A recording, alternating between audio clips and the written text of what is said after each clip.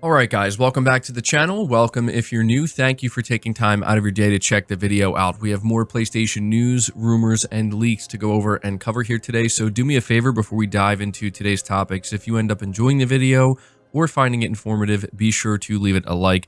It helps the videos out more than you know. And if you are new here, please consider hitting the subscribe button as well. We're starting here once again talking about Helldivers 2 because this game is not slowing down, quite the opposite. It is absolutely safe to say at this point that both Arrowhead Studios and Sony are at this point basically caught off guard with just how successful this game is becoming. This is being reported by Push Square. They say Helldivers 2 isn't just blowing up like a traditional bomb, it's becoming more of a nuclear blast. The game, developed by Arrowhead and published by Sony, is quickly establishing itself as one of the biggest third-person shooters on the planet, and it's attracting the players to prove it.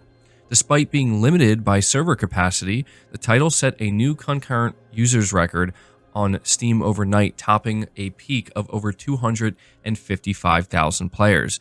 So we can't see how many players are playing on PS5, but we do have the creative director of Helldivers 2 kind of chiming in here, basically answering somebody that's congratulating them on how many players they have on Steam, and he says yes, plus the PS5 numbers as well, which puts really amazing numbers, like 10 times more than live in my hometown are playing the game right now. So basically what he's saying is that between the numbers, the number of players and the numbers that we're seeing on Steam and the amount of PS5 players, they are... yeah, you could tell like they genuinely were not at all anticipating this. And it's kind of awesome to see a somewhat smaller studio create something that they clearly put a lot of passion into, and maybe at most they expected it to just be, you know, received pretty well, relatively well, and to just see it kind of explode like this. But on top of that, we also are being told by the creative director that they are planning to beef up their dev team here. And so he says, with the success of Helldivers 2, we are going to start looking for more amazing developers that can help us accelerate and beef up our content plans. Jobs will be going up soon, but if you are a senior developer, that's always there's always the open application enlist today at Arrowhead Game Studios. And he also made it known that the team is working on a content roadmap. He said, our roadmap is very out of date in comparison to what we now want to do. So this is very exciting if you are somebody who's enjoying Helldivers, not only to just see it finding so much success, but more importantly, hearing from the creative director that whatever their old roadmap was, that's out the window now. This game is on fire, and they are clearly going to make a much more ambitious roadmap, and they're going to hire the development talent necessary to do this. So you love to see it, man. I know that there was a lot of concern with Sony and their live service push, but it's actually working out so far really well. I think, you know, this is the best start to their live service push that anybody could have asked for. People are enjoying the game, Arrowhead's enjoying the success, and I'm sure Sony's enjoying it as well. So there you go. I'm going to move on to the next topic, though, which talks about a rumor regarding a PlayStation 5 game that may be announced and potentially released this year as well. This is being reported by Push Square. They say Sony somehow managed to panic the entire PS5 fan base this week when it said that it won't release any entries in its major existing franchises this year. The wording was always imperative here, however. It appeared to be alluding to tentpole series like Marvel's Spider-Man or God of War, thus meaning it'll rely on smaller franchises and new IP instead. And according to journalist Jeff Grubb, speaking as part of Giant Bomb's Daily Game Mess Mornings, a new Astro Bot game is planned for later this year.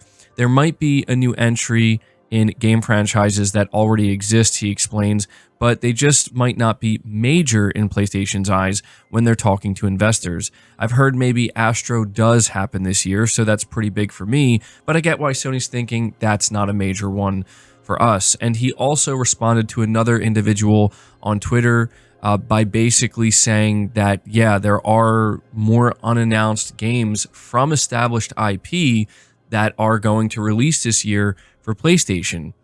So Yeah, I had to be sure to let you guys know about this because there seemingly was a lot of confusion, and I guess it was always bound to happen. But yeah, it's pretty clear that Sony was basically saying we're not going to see any major sequels or anything like that, because we've been getting that pretty much every year since the PS5 launched, and this is the first year where we're not going to see that. Instead, we're going to see, I guess, what they consider more minor franchises. And you know, it's again, it does make sense why Sony's not going to try to like hype up their investors and say, yeah, we got a major franchise sequel planned, and then the investors find out it's maybe like Astro, which, hey, to us, that is huge. At least for me, I absolutely want a new Astro game. I'll be very excited for that. I hope it turns out to be true.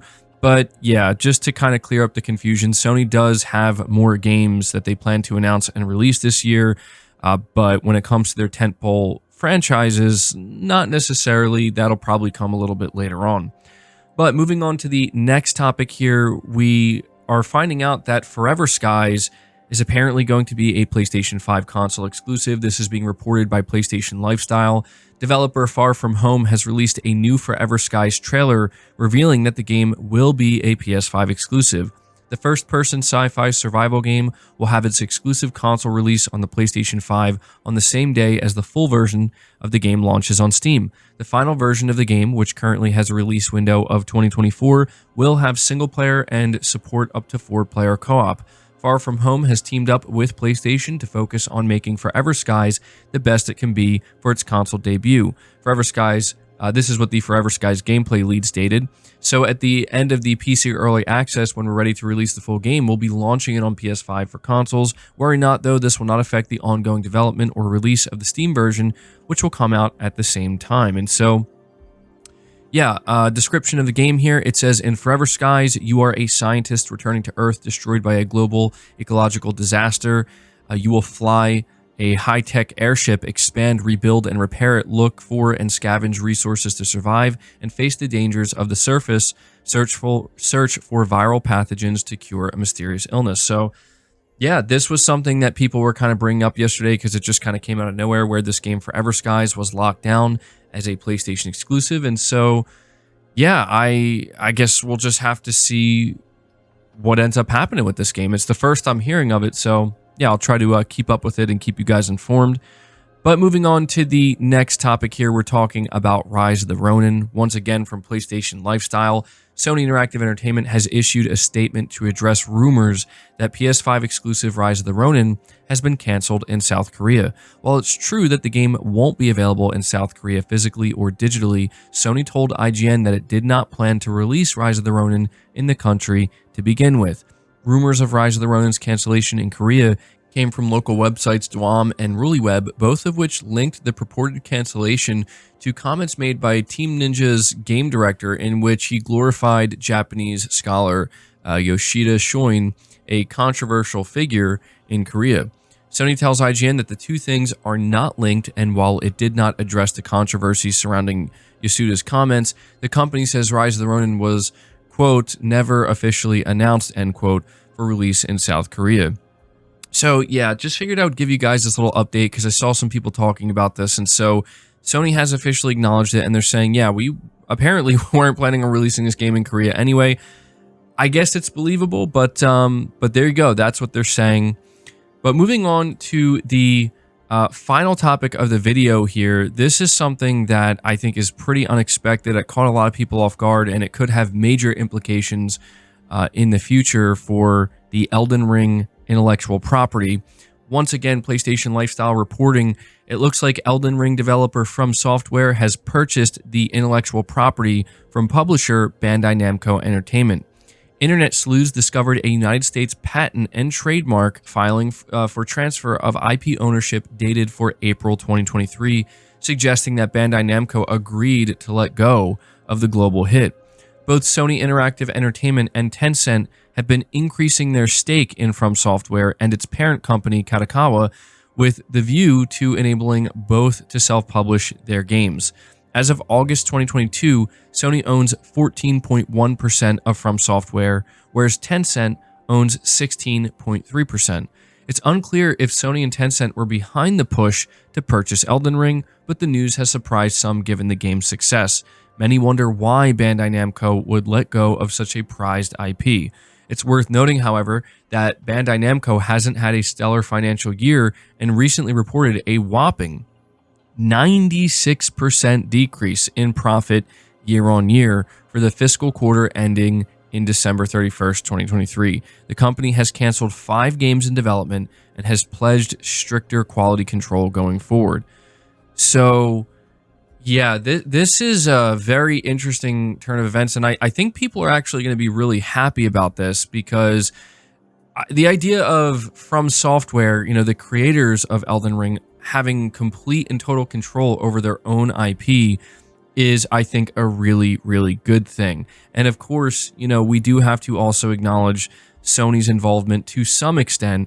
Does this mean that the next Elden Ring is going to be a PlayStation exclusive? No, I don't think that's at all what this means. It does seem to me that there may have been something going on with Bandai Namco where they maybe were just so desperate to make money that they decided to, I guess, sell the IP to Fromsoftware. But that also is just kind of crazy to think about, though, because I mean, Elden Ring was such a massive success, a sales success. It made so much money.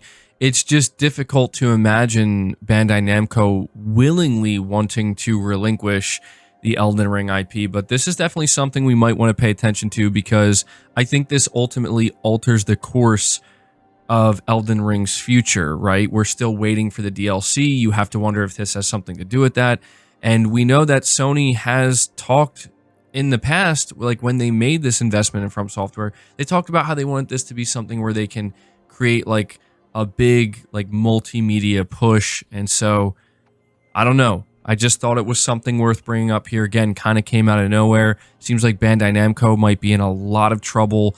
96% decrease in profit year on year is, honestly, that sounds completely disastrous. They canceled 5 games. So yeah, crazy times in the gaming industry for sure. But that does it for the video, guys. I hope you enjoyed it. I hope you found it informative. If you did, be sure to leave it a like, subscribe to the channel if you're new, hit the bell notification icon, and feel free to share this video out on top of all that. But until next time, guys, take care.